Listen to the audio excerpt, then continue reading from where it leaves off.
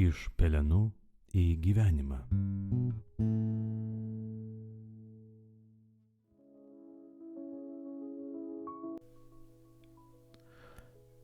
Viešpatie, padėk man išgirsti tavo žodį, pamilti jį, suprasti ir pagal jį gyventi. Iš Šventosios Evangelijos pagal Luką. Žmonėms gausiai susirinkus Jėzus pradėjo kalbėti.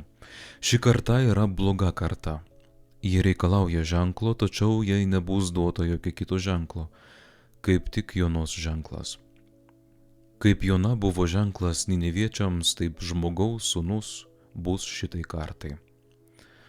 Pietų šalies karalienė teismo dieną prisikels kartu su šios kartos žmonėmis ir juos pasmerks, nes jie atkeliavo nuo žemės pakraščių pasiklausyti Saliamono išminties. O štai čia daugiau negu Saliamonas. Ninevės gyventojai stos teisme drauge su šia karta ir ją pasmerks, nes jie atsivertė, išgirdę Jonos pamokslus. O štai čia daugiau negu Jona. Tai Viešpaties žodis.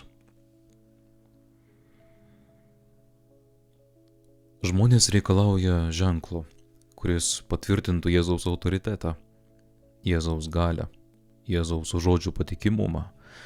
Taip jie bando Dievą, kaip kadaise išrinktoji tauta dykumoje reikalavo vis naujų įrodymų apie jo galią. Prisiminkime kaip pavyzdį Skaičių knyga, 14 skyrių, kur sakoma, Viešpats Mozei tarė, kaip ilgai ši tauta niekins mane, kaip ilgai nepaisydama visų ženklų, kuriuos jiems padariau, atsisakys pasitikėti manimi. Kaip matome, ženklų niekada nėra gana. Jėzus atsisako duoti ženklą ne dėl to, kad nenorėtų, bet dėl to, kad žmonių akis apgaubė aklumas, apgaubė tamsa. Jei šiandien mes skaitytume šią Evangeliją su atvira širdimi, galbūt suvoktume, kad joks ženklas, kurio trokšta žmogaus širdis, mūsų nepasotins.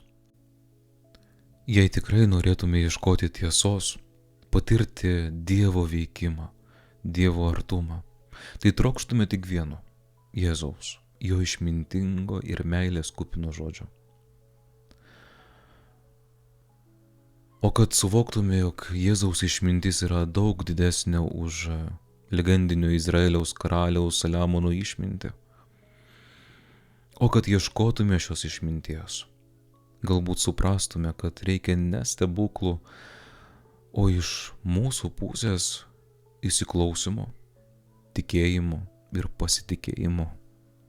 Taip kaip evangelistas Lukas kviečia visus, tiek mokinius, tiek pagonis, sekti Jėzumi, įsiklausyti jo išmintį ir priimti Dievo žodį.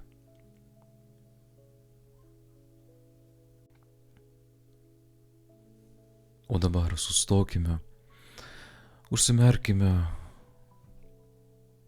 kad nieks netrukdytų. Įsiklausykime, duokime akimirkai savo širdžiai pasiruošt maldai. Ir drauge šaukime. Šaukime iš visos širdies, iš jos gilumų. Jėzau, tu esi išminties šaltinis. Tu esi gailestingumo versmė. Tu esi didžiausias ženklas visam pasauliui, kiekvienam žmogui, asmeniškai man.